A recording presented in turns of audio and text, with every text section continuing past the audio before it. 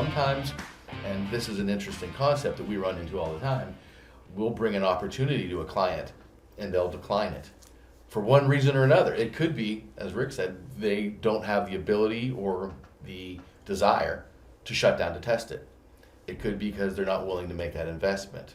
It could be that they're comfortable with the current status quo and we have to do maybe a little bit more convincing, or we have to put that on the shelf or submit it as a missed opportunity in some cases.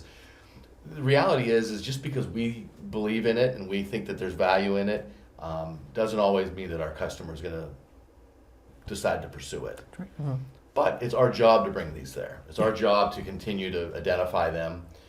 In certain cases, we've got the ability to submit them as a continuous improvement savings or as a productivity savings, whether or not they're implemented. So it really is our job to turn every rock over we possibly can, bring every idea up, and be able to discuss it in the terms of evaluating it against those 5 criteria. Because I think they all come into play when you're looking at where you're spending your time. Absolutely. Yeah.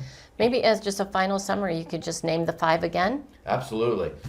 It almost feels like I've been saying this for a long, long, long time. But the most important one, I think, really comes first. It's impact.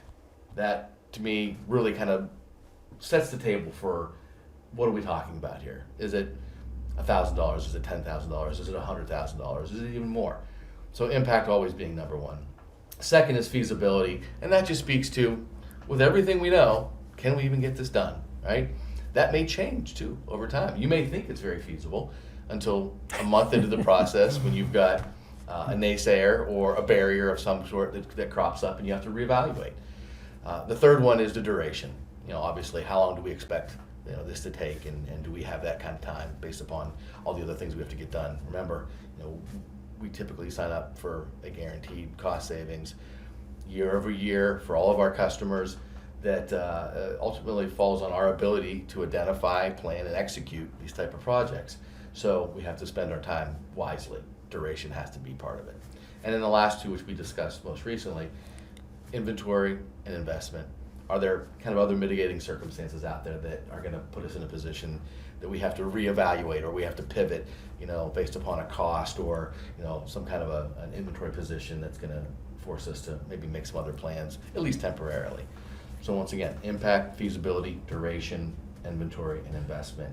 5 ways you evaluate potential cost savings opportunities. So this was great. I think it really helped kind of illustrate why we use those 5 criteria and how to incorporate that into your project planning, because that's one of the big things that we do for our customers every day. So Barb, Rick, thank you. We appreciate the opportunity to have this conversation. If you'd like to learn more, please visit us at turtleintegrated.com, and we look forward to doing more of these discussions in the coming months. So thanks.